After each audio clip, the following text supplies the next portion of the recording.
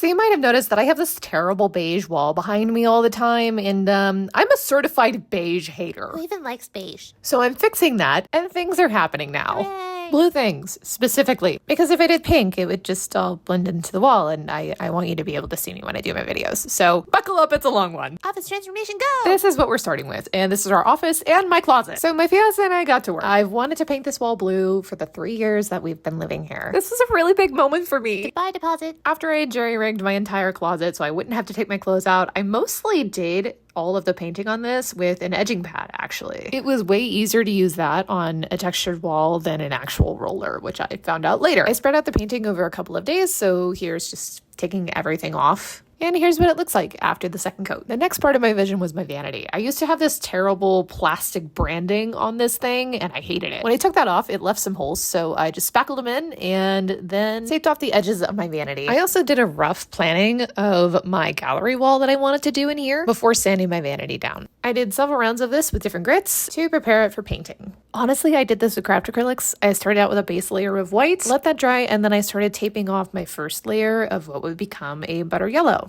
I've had this dream of this vanity being like a yellow gingham for some reason, and I needed to make it happen. So I looked up a tutorial and I made it happen, and it was hell. It's definitely way more confusing than you think, and also getting the tape level and correct is awful. I absolutely cut out the bits where my fiance and I were just struggling. But here I am doing the final coat and of that darker yellow, which is just a plain yellow acrylic, and taking off the tape. And honestly, it looks like amazing. I'm really proud of it. Then I decided to put my pictures up where I wanted them and figure out the colors of frames I wanted them in.